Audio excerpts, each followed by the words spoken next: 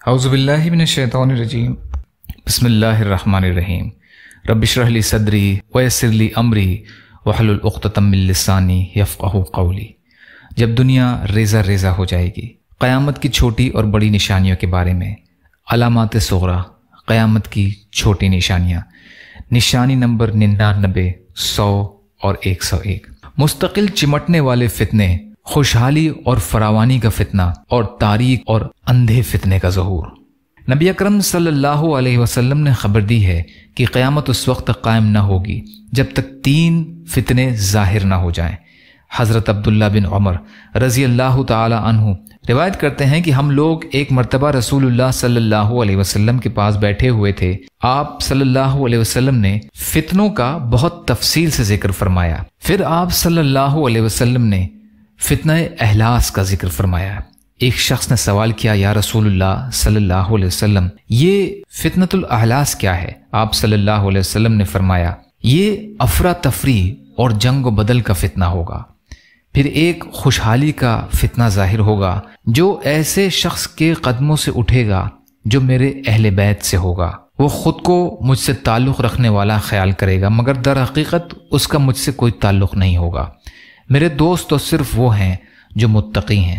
پھر لوگ ایسے شخص کی بیعت پر اکٹھے ہو جائیں گے جو کم علم، کم عقل اور کم ہمت ہوگا۔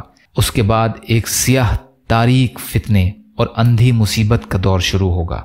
اس فتنے کا اثر و ضرر میری امت کے ہر شخص تک پہنچے گا اور کوئی بھی اس سے محفوظ نہیں رہے گا۔ جب بھی کہا جائے گا کہ یہ فتنہ ختم ہو گیا ہے تو وہ پہلے سے بھی زیادہ شدت اختیار کر جائے گا۔ آدمی صبح کو مومن ہوگا اور شام کو کافر ہو جائے گا۔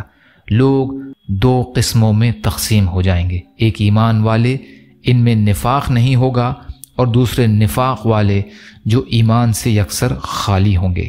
جب یہ حالات پیدا ہو جائیں گے تو اس وقت دجال کا انتظار کرنا، اسی روز آ جائے یا اگلے روز ظاہر ہو جائے۔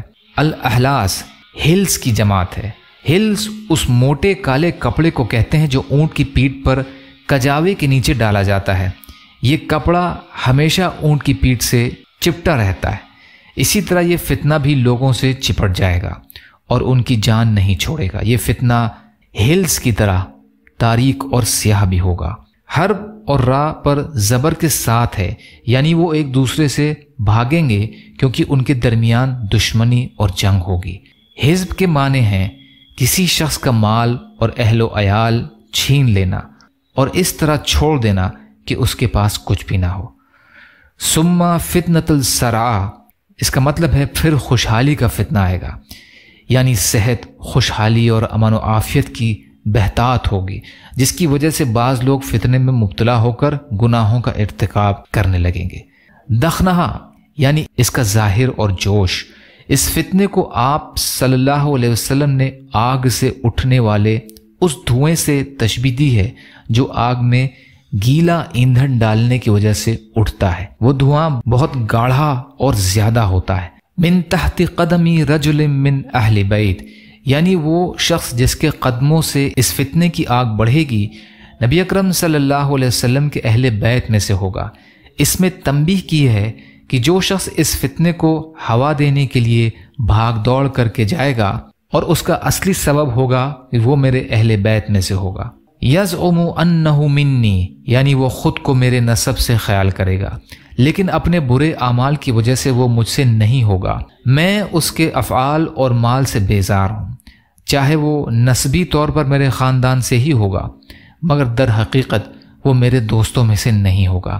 میرے دوست تو صرف وہی ہیں جو پرہیزگاری اور تقوی اختیار کرنے والے ہیں، جبکہ یہ شخص جو فتنہ کھڑا کرنے کا سبب بنے گا وَلَيْسَ مِنِّي، یعنی وہ میرے دوستوں میں سے نہیں ہوگا، کیونکہ وہ فتنہ پیدا کرنے کے سبب بنیں گے۔ اسی قبیل سے وہ بات بھی ہے جو حضرت نوح علیہ السلام نے کہی تھی، ان ابنی من اہلی، یا اللہ میرا بیٹا میرے گھر والوں میں سے ہے، تو اللہ تعالیٰ نے فرمایا تھا انہ لیس من اہلک انہ عمل غیر صالح، اے نوح وہ تمہارے گھر والوں میں سے نہیں، وہ غیر صالح عمل والا ہے۔ پھر لوگ ایک شخص کی بیعت پر اطاعت پر جمع ہو جائیں گے۔ کوارک ٹانگ کا وہ حصہ جو ران کے اوپر ہوتا ہے، یعنی سرین یا کولے کا حصہ۔ علا ضلع اس کی جمع ضلع اور اضلاع ہے۔ ضلع سینے کی ہڈی کو کہتے ہیں، مطلب یہ ہے کہ لوگوں کی حالات اس شخص کے ساتھ ٹھیک نہیں رہ سکیں گے۔ جس طرح کولا ایک پسلی کے اوپر قائم نہیں ہو سکتا کیونکہ ایک پسلی کمزور اور کولا ثاقل ہوتا ہے، یعنی لوگ اختلاف اور فساد کے بعد ایک ایسے شخص کی حکمرانی قبول کر لیں گے جو بادشاہی کی نازک اور عظیم ذمہ داری کے لیے قطعاً معزون ہوگا۔ وہ کم علم اور کم عقل ہوگا، اس کے ذریعے نظام حکومت قائم نہیں رہ سکے گا اور نہ ہی امور معاملات صحیح رہ سکیں گے۔ فتنۃ الدہیمہ یعنی سیاہ، کالا اور بہت بڑا فتنہ، اندھی مصیبت۔ الا لطمتا لطمتن یعنی لوگوں میں سے کوئی بھی ایسا نہ ہوگا جسے یہ مصیبت اور بلا نہ پہنچے۔ اللطم کے معنی ہیں چہرے پر تھپڑ مارنا، مطلب یہ ہے کہ اس تاریک فتنے کے اثر ہر شخص تک پہنچ جائے گا۔ فَإِذَا قِيلَ انقضت یعنی جب لوگوں کا یہ خیال ہوگا کہ اب یہ فتنہ ختم ہو گیا ہے، تمعدت وہ اور زیادہ بڑھ کر پھیل جائے گا۔ یصبح الرجل فیہا مؤمنا ویمسی کافرا یعنی صبح کے وقت وہ اپنے بھائی کے قتل کو حرام سمجھے گا، اس کی عزت اور مال پر زیادتی کرنے سے پرہیز کرنے والا ہوگا، مگر شام ہوتے ہوتے وہ اپنے بھائی کے قتل کو جائز سمجھنے لگے گا اور اس کی عزت اور مال پر حملہ آور ہو جائے گا۔ اس کی تفصیل کے ساتھ پہلے گزر چکی ہے۔ الا فستتین فستتا عربی میں خیمہ کو کہتے ہیں، یعنی اس فتنے میں لوگ دو فرقوں میں، دو گروپس میں بٹ جائیں گے۔ ایک قول کے مطابق اس کی تفسیر یہ بھی ہے کہ لوگ دو شہروں میں تقسیم ہو جائیں گے۔ فستتد ایمان لنفاق فیہ خالص اور صاف ایمان والا گروہ جس میں نفاقت کا شبہ نہیں ہوگا۔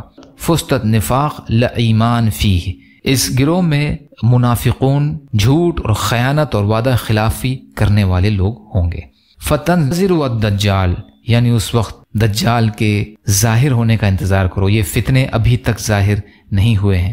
ہم اللہ تعالیٰ سے دعا کرتے ہیں کہ وہ ہمیں ان کے شر سے محفوظ رکھے۔ یا اللہ ہم سب کو کہنے سننے سے زیادہ عمل کی توفیق عطا فرما۔